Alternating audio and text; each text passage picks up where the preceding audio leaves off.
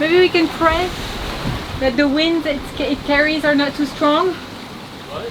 Maybe we can pray. You say pray? Yes, that is the word I used. 5 knots.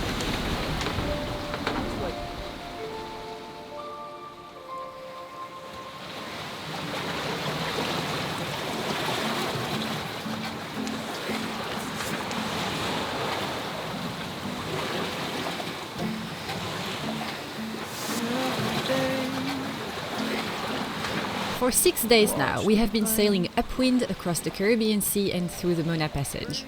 As we continue to make our way north towards the Azores, we are now sailing through the infamous Bermuda Triangle. The Bermuda Triangle stretches from Florida down to the northern part of the Caribbean and up to Bermuda, and it is a region frequently subject to tropical storms and hurricanes. Because of a combination of trade winds and the Gulf Stream, the passage through the Bermuda Triangle can be a bit gnarly. And since we're a little late in the season, there's even a chance we might encounter a storm. We are still quite tired from 5 rough days of upwind sailing, and we are really hoping that the Bermuda Triangle doesn't live up to the legend.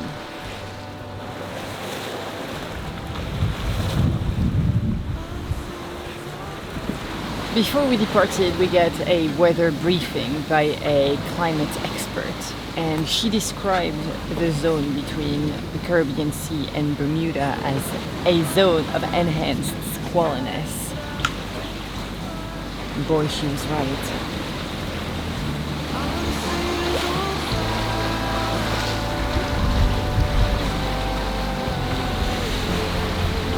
And here comes the first one of the day. God damn it, Bermuda Triangle.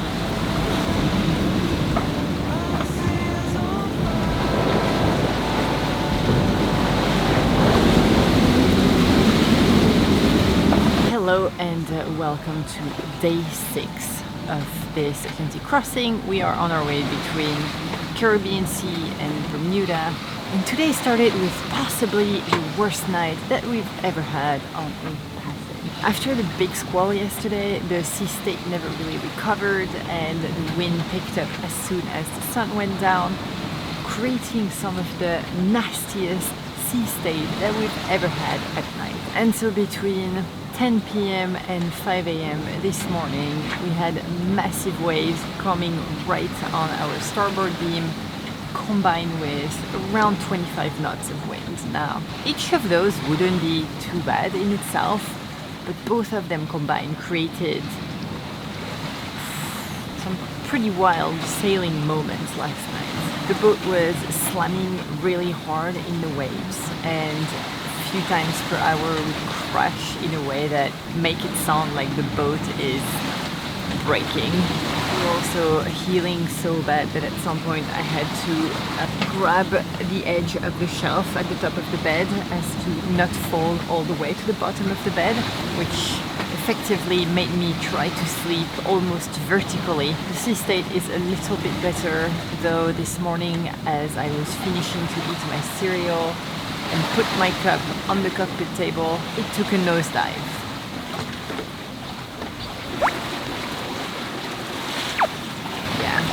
So, welcome to Polar Seal. This is day 6 of our crossing.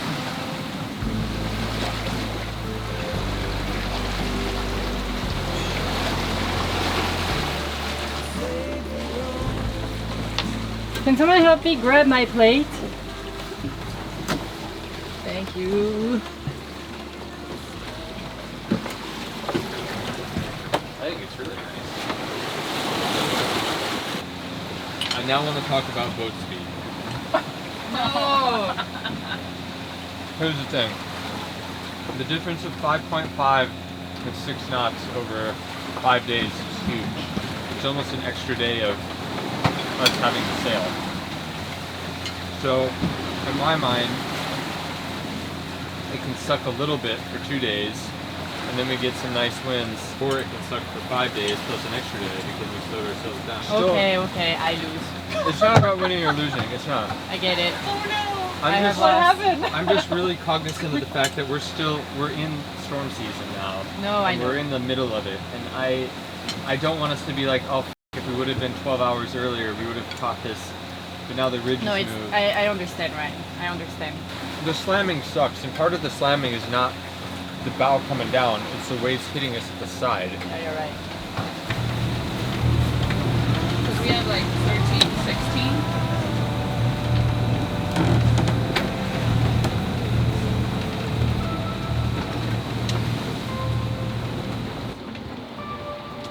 It has been 6 days that we are sailing upwind with the waves straight on our beam. And sailing upwind it can be fun, but for multiple days in a row it is absolutely exhausting. Also, sailing upwind for me is the absolute fastest path to seasickness. So it's been 6 days that I am either in the cockpit or that I'm sleeping because I'm so exhausted. It is really hot. It's really hot. I did not anticipate that it would be so hot on this passage, but we are melting in sweat. Alright, I'm sorry guys, I cannot talk to the camera so much because it's nausea.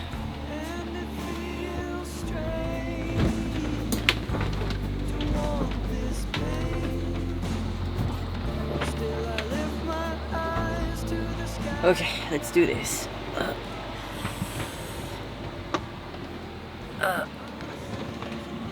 Oof. Ah, man. I'm tired, I'm hot. Go Annette. You can do this. Yeah, I'm excited to have some snacks with you. I'm excited to have some snacks as well. How fast are we going? Fast enough. Probably like 6. Alright, I'll put clothes on. We've been doing pretty well. So this is the latest weather forecast.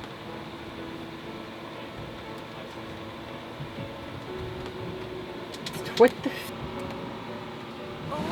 Oh, that was 6.9, we're doing it! No, we're not. We're definitely not, like, We we're reefing, are. that's what we're doing. We are absolutely reefing. We always reef. At 6 point something.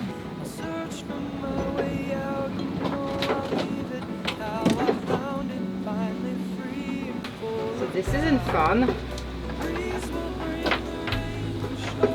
Maybe we can pray that the winds it carries are not too strong. What? Maybe we can pray. Did you say pray? Yes, that is the word I used. Cosmically ordered?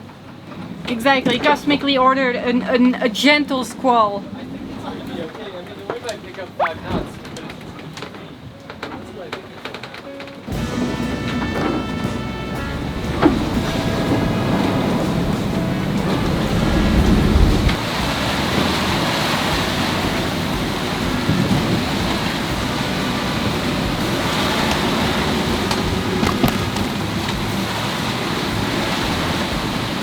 The peak of it is coming. Well, there's some pea soup straight ahead.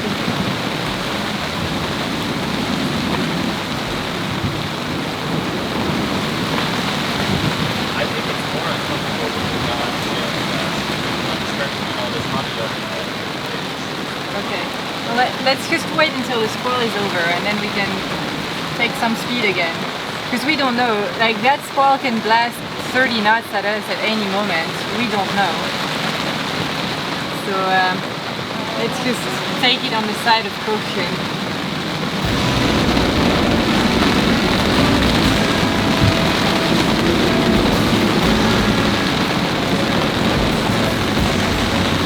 We have a lot of the squall left. Yeah.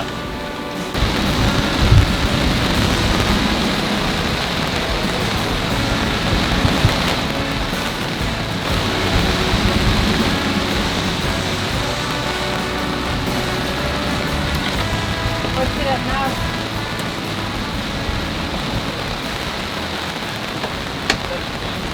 Alright.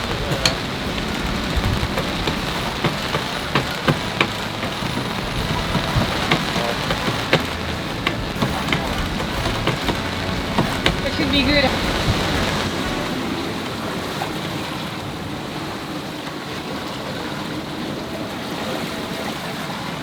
So that squall left its trail, a pretty nasty sea state. But the winds shifted a little bit behind us and we're wondering if that is not those easterlies that we were waiting for and that could change the motion of the boat for us. So we'll see. In the meantime, it's just another day of the boat being a little bit uncomfortable to navigate.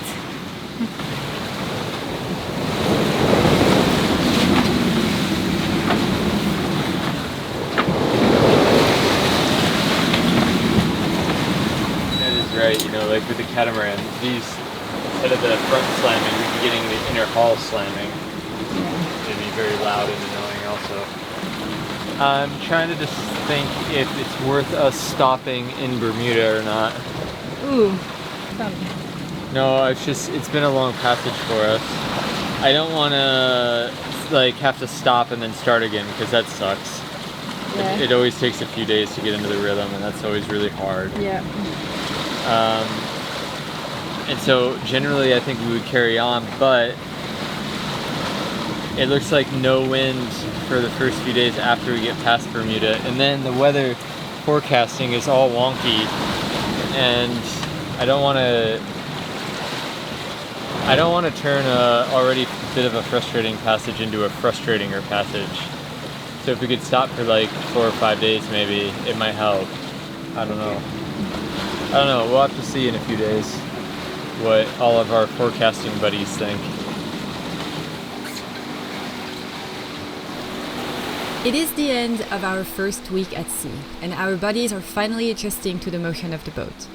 But while the spirits are getting higher and higher, we can feel the toll that the last week of upwind sailing has had on us, and it is becoming obvious that the sea state will not improve until we come close to Bermuda.